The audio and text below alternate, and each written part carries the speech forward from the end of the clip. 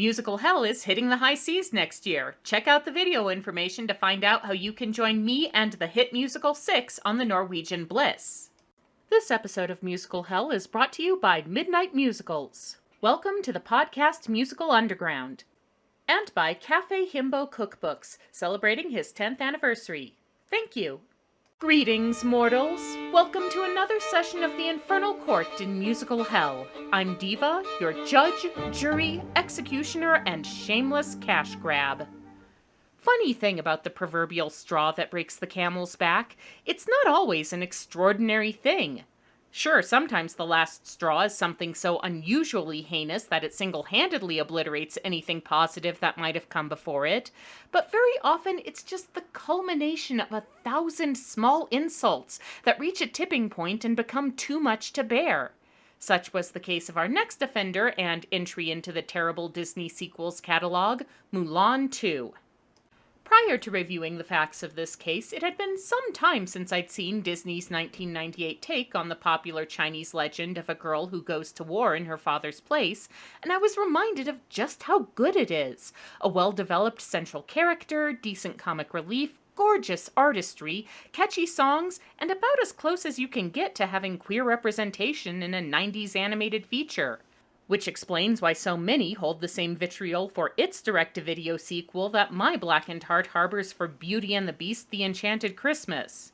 As we will soon see, Mulan 2 features many of the same faults we've witnessed in previous cheap-cool embarrassments, but this particular failure was instrumental in causing then-incoming studio head John Lasseter to pull the plug on any future sequels that weren't already in production.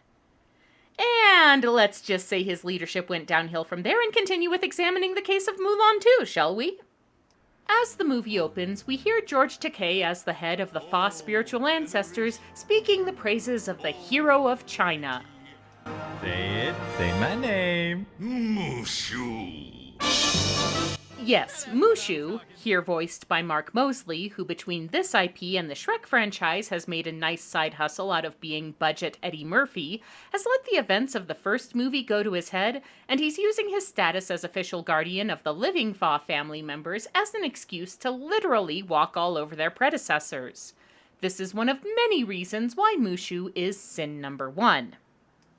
In the realm of anachronistic cartoon sidekicks who act like and are frequently voiced by stand-up comedians, Mushu is mid-tier. He's not on the level of the genie or even Murphy's own donkey, but he's not actively irritating and he's good for several laughs. Make a note of this. Dishonor on you, dishonor on your cow. But here, Mushu has undergone a level of character derailment that is prodigious even by the standards of this movie, which, believe me, are considerable. His tendencies to ego and self-interest in the original have mutated into full-blown, mean-spirited selfishness, rendering him completely unsympathetic and making me cringe every time he shows up on screen. I don't think I've hated a character in a Disney sequel more. To fully understand the depth of Mushu's awfulness, we must first establish the background.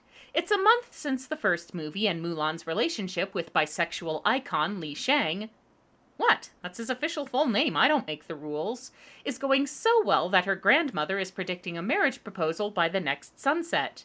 Mulan herself, meanwhile, is spending the morning teaching the village girls some plot-relevant philosophy in song form. Like a cloud, you are soft. Like bamboo, you bend in the wind. If this sounds like higher quality work than you'd expect from a Disney sequel, there's a good reason for that. The songs were done by Janine Tesori, she of Caroline or Change, Fun Home, and Violet. Her work here is hit or miss, we'll get to the miss part later, but we've definitely heard worse in this court. You mean if ever I'm in any kind of great big mess or trouble? Ugh, that still hurts. Bisexual icon General bisexual icon Li Shang arrives at the song's conclusion, and he has indeed come with marriage on his mind, popping the question in what I guess is supposed to be the garden from the first movie, but looks like the middle school art project version. No matter how much I try to lower my expectations for these follow-up movies, they end up being disappointed. On hearing the news, Mushu immediately starts sticking his snout into the whole affair. I'm gonna plan your wedding. First, I gotta work me up theme. You know, theme is everything. How about Rainbow of Memories? Huh? But his unwanted wedding planning is dashed when the first ancestor informs him that once Mulan marries, she will be under the protection of Shang's ancestors, and presumably whatever annoying creatures are hanging around their temple. Maybe they have a foo dog voiced by Ricky Gervais or something. Whatever, the point is that the Fa ancestors can now eagerly await Mushu's demotion. Mushu's on his way out! Mushu's on his way out! I'm really relating to these spirits right now. I want to get rid of Mushu, and I've only been watching this movie for 14 minutes. They've had to deal with him for centuries. Despite his disappointment, Mushu understands that the best thing to do for his young charge and close friend is to put aside his own ambition for the sake of, I'm kidding of course, he's going to spend the entire movie trying to destroy her love life so he can keep his status. This is not about my pedestal. This is about Mulan making the biggest mistake of her life. And be warned, at no point will this zany scheme of his be amusing or endearing. It's an extended exercise in deliberate, callous narcissism that is increasingly infuriating to watch. Meanwhile, Mulan's parents are having slightly more legitimate concerns about the engagement, as apparently during their month-long courtship, she and Shang have not talked much about anything, really. Blue. Pink. Mild. Spicy. Yes. No! So, to review, there doesn't seem to be much foundation for a long-term relationship between Mulan and Shang, which is bad. But Mulan just did an entire song about how opposing forces are essential to life, which is good. But Mushu is going to try and break them up anyway, which is bad. Can I go now? Before we can sort that out, a soldier comes in bringing the plot. The Emperor has summoned Shang and Mulan to the Imperial City for a special assignment. Mulan's parents bid them farewell with a gift of matching yin and yang necklaces, along with one of those pseudo-philosophical speeches that Fa Zhu seems so fond of. The blossoms reach for the sunlight above, yet unseen the roots reach for the rainwater below. With Mushu stowing away in the saddlebag, along with the cute cricket, who doesn't really do much but he's in the merchandise, they arrive at the depressingly two-dimensional palace. The Emperor explains that Mongol invaders are threatening the country, and since the army got lightly decimated in the first movie, they're a little outnumbered. So he's looking to bolster their position via a political alliance with the neighboring kingdom of Qigong. You will escort 3 princesses to Qigong. There, they will marry Lord Qin's sons and seal this critical alliance. Yes, Your Majesty. Mulan is visibly horrified at the prospect of an arranged marriage, but the Emperor assures her his daughters know what they're getting into. Also, this marriage has to happen in 3 days because something royal astrologers, something the signs say, I don't know. This plot needs a deadline, so that's what it is. Shang proposes that a small escort will be more suited to this mission than a large army, and they only need 3 men to help them. Which conveniently is how many sidekicks Mulan has left over from the first movie. What's our problem? All I asked for was a girl who would worship the dirt I walk on. Yeah, it turns out Yao, Ling, and Qianpo haven't completely unlearned their socialized misogyny, as is evidenced by Sin Number 3, a reprise of A Girl Worth Fighting For. This song had a lot going for it in the original movie. It had fun visuals, it was aware of and poked fun at the sexism inherent in the soldiers' attitudes, and it contributed to some amazing mood whiplash as it led into one of the most subtly horrifying scenes to come out of the Disney Renaissance. None of that is present in this version. It exists only on the song's most basic level of male fantasizing. I make fondue for a girl worth fighting. What in the name of Howard Ashman's Ghost were you thinking with that lyric? Anyway, Shang and Mulan recruit the comic relief trio, and under cover of darkness, the brides are loaded into a carriage, allowing Yao to have a brief Cinderella moment with one of them. The princesses put on a good front but are secretly depressed by their situation, and a couple of underwhelming landscapes later, Mulan admits to Shang that she's not too thrilled with the idea either. I realize our duty is to the mission, But but I have another duty, to my heart. Okay, I'm not going to go into how this movie stands up in the context of Chinese history and culture. There are people on YouTube much more qualified to address that particular aspect. but I will talk about how this doesn't really match up with Mulan's behavior in the first movie. It wasn't that she resented the idea of needing to make a good marriage for the sake of her family. It was that she wasn't able to because she couldn't conform to the behaviors and expectations required to be considered a worthy match. Disguising herself as a soldier is not an act of rebellion, but a sacrifice to save her father from certain death, one which enables her to develop her true strengths of courage, resourcefulness, and resilience, and be honored for them. And the frustrating thing is, this story could have still fit with that one. If Mulan had gradually realized how unhappy the princesses were with their situation and how they felt constrained by their assigned role in life, she would relate to that and come to advocate for them. As it is, she just seems to object based on general vibes, and it doesn't make sense, because the writers appear to be operating on a slight surface-level understanding of the character. While Shang tries to reassure Mulan and Mushu offers unwanted side commentary, yes, I realize the irony of me saying that, we meet the princesses in question.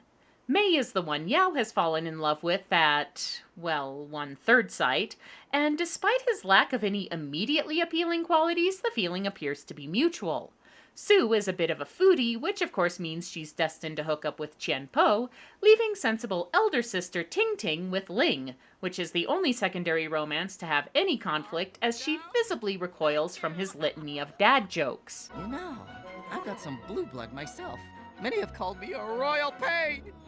Because we're fast approaching the halfway point of the movie, Mei goes to Mulan for advice on the situation she abruptly finds herself in, asking how Mulan chose between saving her dad and doing the culturally acceptable thing of staying home. I guess I learned that my duty is to my heart. Not exactly what happened, and it makes her sound less daring and more self-centered, but moving on. Shang orders the caravan to get moving again, but for some reason we have plenty of time to screw around while Mushu tries to somehow prank Mulan and Shang into breaking up.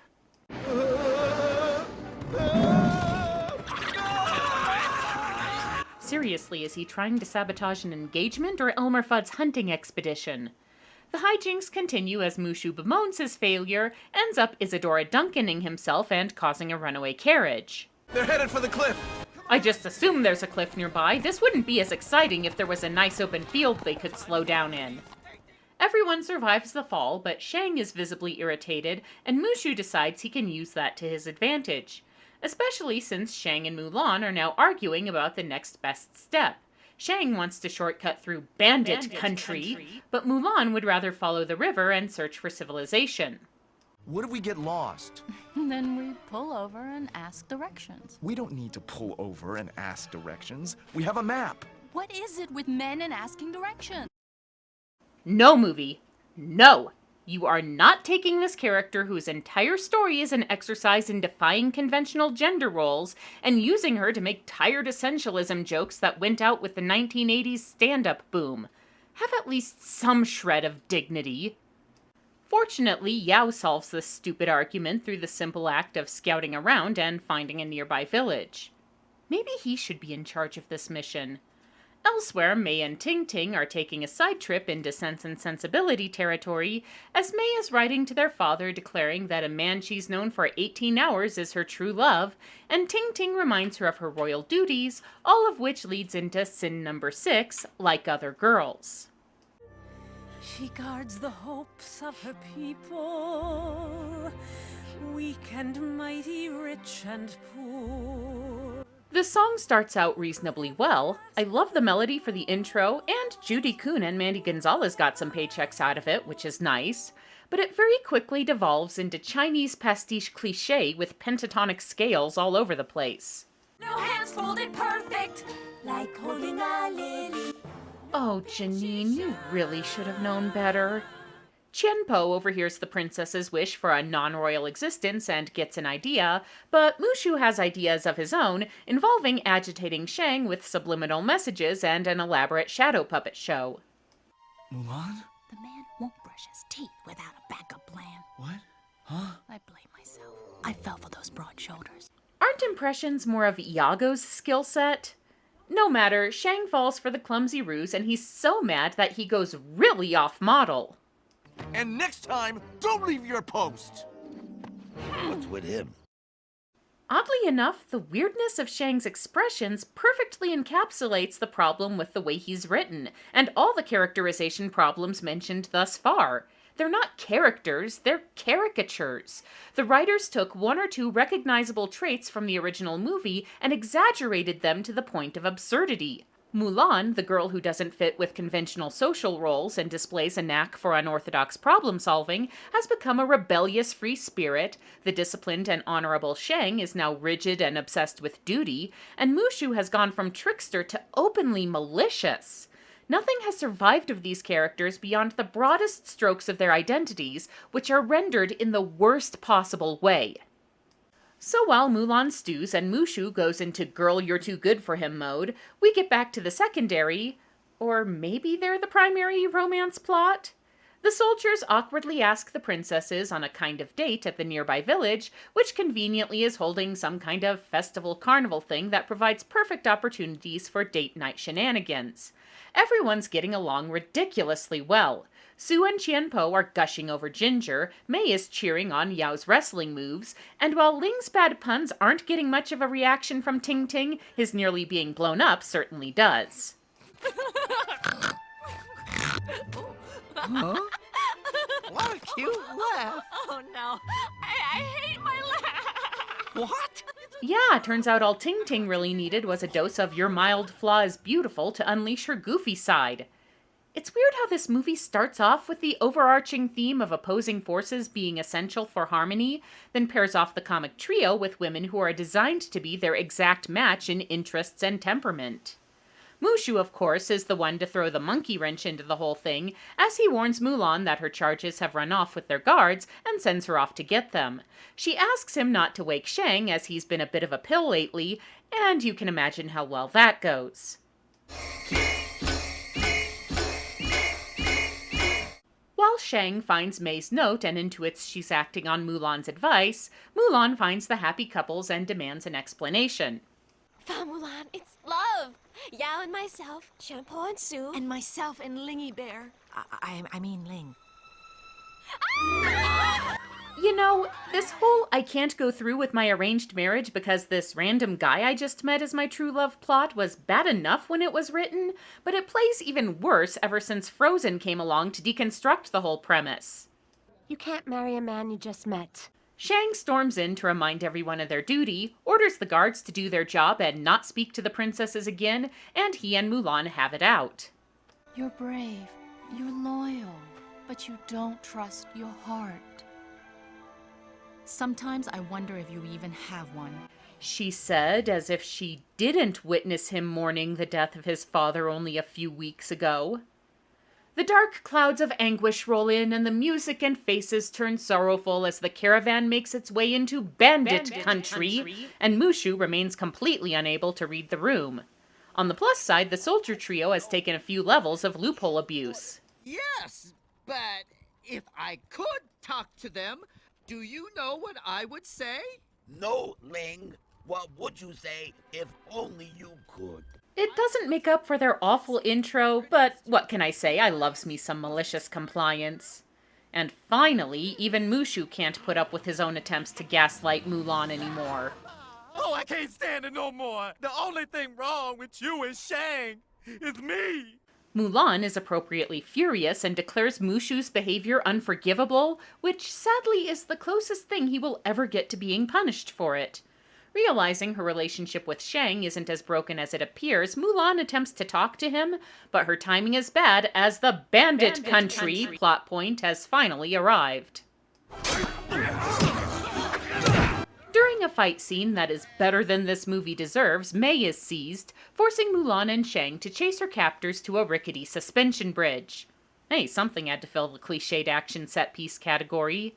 Mei is saved, but one of the bandits pulls a Temple of Doom and leaves Mulan and Shang dangling over the chasm, before running off instead of finishing the job because nobody in this movie can make sense for more than 2 minutes. I'm sorry. Please. Shang! Shang! If the last hour hadn't been one of the most frustrating of my existence, this might actually have been moving.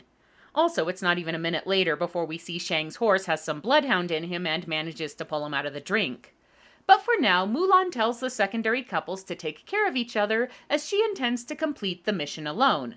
Upon arriving in Qigong, she tells the local leader, Lord Qin, the half-truth that the carriage fell into the river and was destroyed, leaving him to draw his own conclusion about the occupants' fates. I would be honored to wed a prince of Qigong. You? I'm not convinced a common girl, even one with national hero status, would be considered an acceptable substitute for 3 women of royal lineage, but that's way down on the list of things wrong with this plot, so let's move on. Lord Qin declares Mulan will marry his eldest son, who is as unimpressive as you would expect, and while she gets ready for the wedding, Shang reunites with the rest of the party and realizes Mulan is about to sacrifice herself on the altar of marriage for them. Stay here. Would you say that was an order? I would say it was a friendly suggestion. I wish the rest of this movie was these 3 guys figuring out ways to ignore bad orders. We do get the next best thing, though, as Shang interrupts the wedding looking as hot as he possibly can on a cheap, cool budget. What are you doing? I don't know. I'm winging it. Shang is in the middle of causing an international incident and everything looks lost, which means it's time for Mushu to chip in his too little too late assistance, which he does basically by pulling the same trick he did in the first 20 minutes of the original movie. Oh, you dang right I live. So you best drop your dumpling eating behind on down and tell me why we ain't busting out the valves already, huh? So yeah, that's how this entire mess gets resolved, by Mushu ex-machinaing some deus and declaring Mulan and Shang to be the perfect couple and marrying them right then and there. Also, he declares that the princesses can marry whoever they want, which kind of flies in the face of the whole died-on-the-road cover story, to say nothing of the fact that none of this excuses Mushu's shitty behavior throughout the entire movie, or explains how they're going to handle the whole political alliance issue and the rampaging Mongols it was supposed to put a stop to. Speaking of, where does all this leave the Emperor? Because I'm not convinced he'd be cool with not 1 but 3 of his daughters marrying below their station, unless he just believes they're dead, which would be a horrible thing to put him through. And seriously, did anyone put more than 10 seconds of thought into the stupid ending of this stupid plot? But hey, Mushu's resigned to his demotion, so at least someone has to deal with consequences in this whole plot, right? It can't be. He's combining the family temples. Or maybe Mulan told Shang all about Mushu, and Shang is not only cool with all the crap he pulled, but somehow figures out that if he combines his family temple with Mulan's, Mushu will be able to stay a guardian? Whatever. Mushu gets off scot-free. Judging by his behavior, he's learned absolutely nothing, and the real losers in all this are Mulan and Shang, who will one day die and be stuck with that little asshole dragon for all eternity. The worst thing about Mulan 2 isn't that it's bad, although it certainly is that. The worst thing is that with some actual effort and thought, it could have been decent, even good. The conflict between social obligations and personal desires has strong resonances with these characters, and exploring how Mulan's reputation as a heroic iconoclast affects her and those around her is an interesting idea. But given those possibilities, the writers descend into a mess of thin characterization, badly developed plot, and some of the worst behavior from a nominal protagonist ever. It's a lazy, frustrating mess, and that is why Mulan 2 is condemned to the lowest level of my realm, musical sequel hell. So let it be recorded. This session of the Infernal Court in musical hell is now adjourned.